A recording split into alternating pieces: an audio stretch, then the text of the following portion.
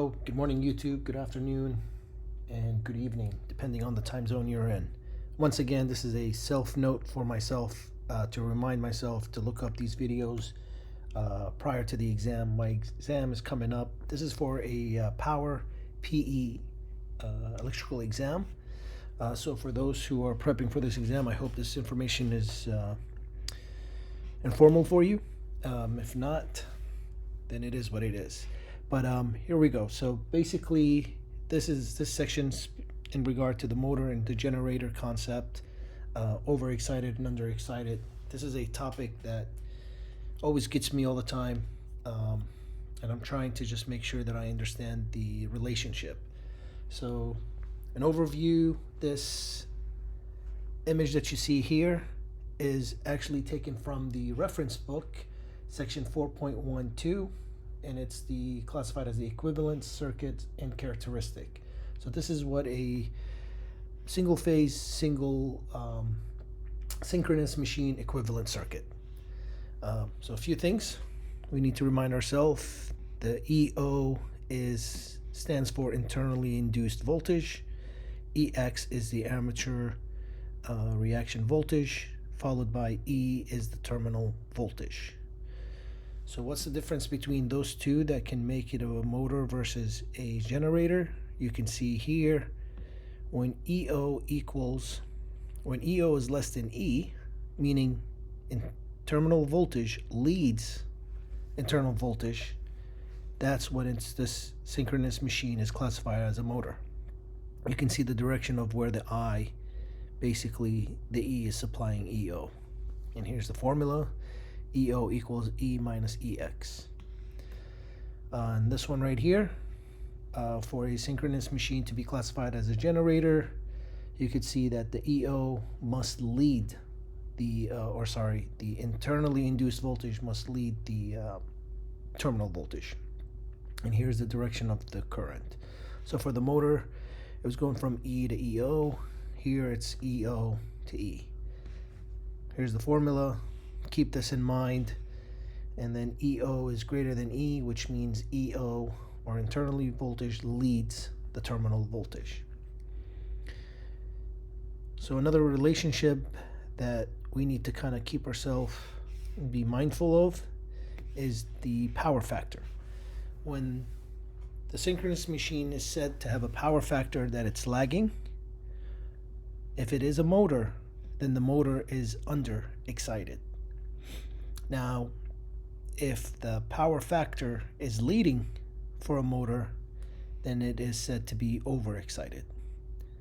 Now, going into the generator, if a power factor is lagging on a generator, then it's said the generator is overexcited.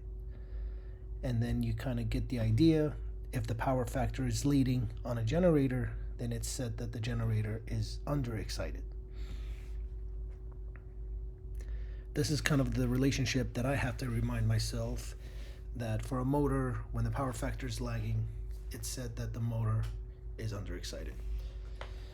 This is a great conceptual qualitative question on the exam. I'm not saying that you'll see it.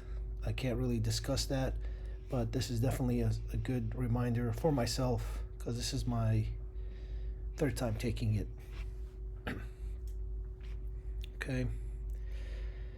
All right, here what we're looking at is the phasor diagram in relationship to E leading the terminal voltage, leading the internal voltage, versus the internal voltage leading the terminal voltage. So based on this phasor diagram, without measuring the magnitude, what I want to focus on is the direction of the angle, right? So you can see here that E is in the positive, leading EO, and that's kind of what the phasor diagram would look like. And in this case, EO leads E, and this is what classifies the EO leading it. You can see that it's in the positive quadrant. So that concept right here, just by looking at it, you could technically figure out that based on this phasor diagram that this is a motor, And then this is the generator.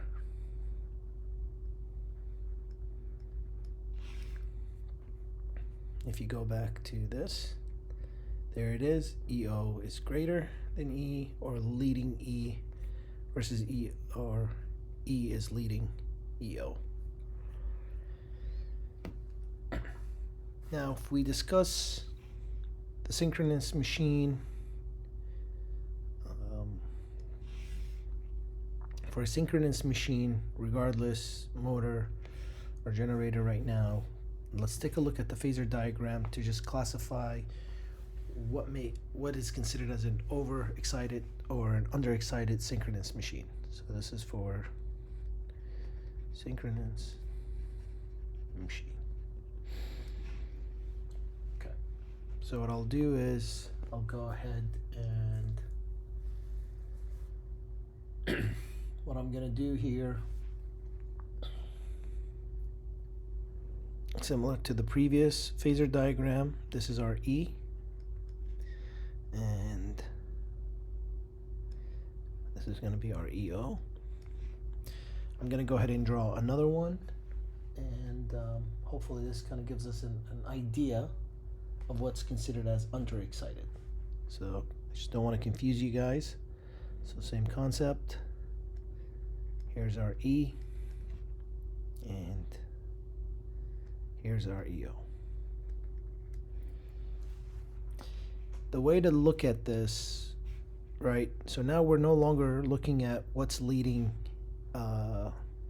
what's leading what, right? So in this case, if you really looked at the leading, right, we know for a fact that E is leading EO, but EO is leading E. But that's not what we're really focused on. We're going to be focused on the magnitude, which is kind of like, think of it as you're measuring the real component, or the x-axis. So if we would draw a dotted line here, and if you draw a dotted line here, you could see that EO, right, is less than E, right? So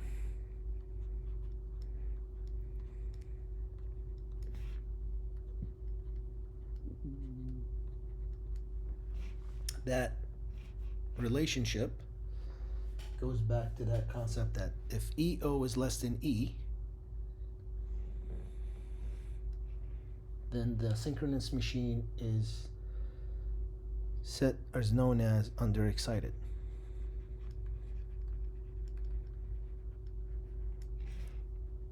Now let's take a look at another concept.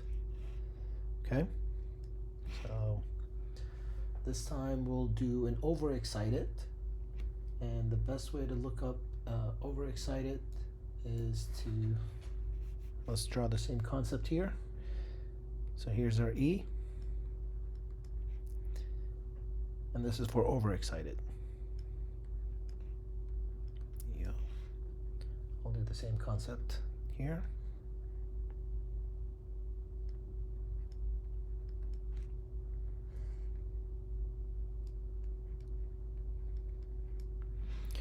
All right, same concept here. As you can see, E is still leading EO.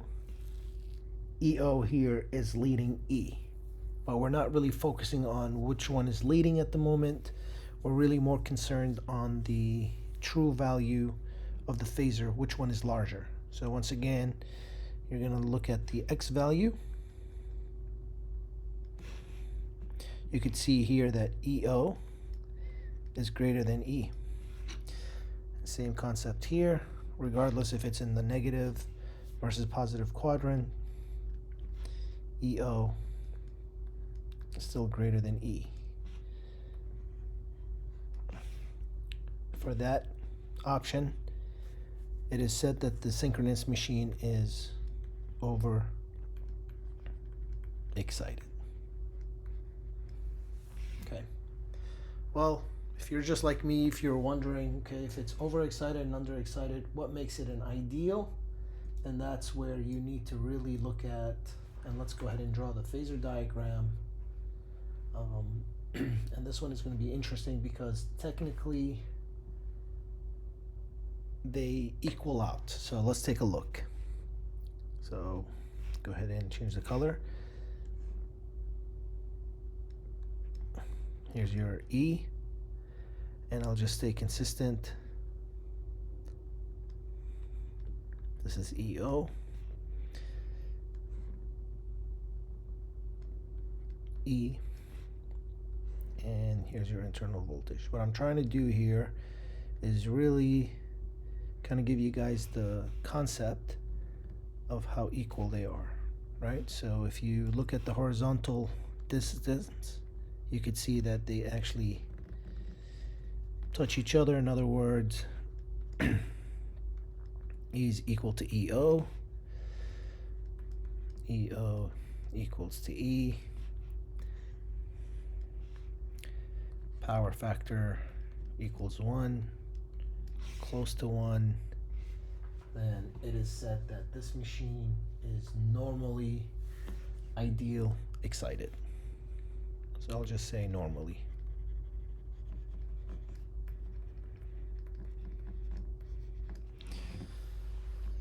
This is great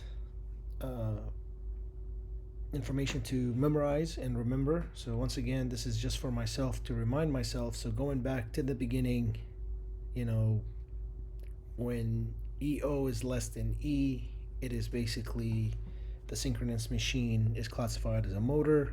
When EO is greater than E, then that synchronous machine is classified as acting as a generator. When a power factor lagging on a motor, then that motor is said to be underexcited. When the power factor is lagging on a generator, it is said that the generator is overexcited. When a power factor is leading on a motor, then the motor is said to be known as overexcited, and power factor leading on a generator is underexcited. They're opposite. There you go. If we were looking at which one in the phasor diagram leading what, we could see here in the motor that the terminal voltage leads the internal voltage, but for a generator, we can see that the internal voltage leads the terminal voltage. For a synchronous machine, in regard to being underexcited, we could see that when EO is less than E, then the synchronous machine is known as underexcited. When the EO, which is the internally induced voltage, is greater than the terminal voltage, then the synchronous machine is known as overexcited. And if they are truly somewhat of a unity, power factor meaning is close to 1 or equal to 1, E equals EO or EO equals E, then it is known as normally excited. I hope this helps. If not, once again, best of luck. Thank you guys for watching.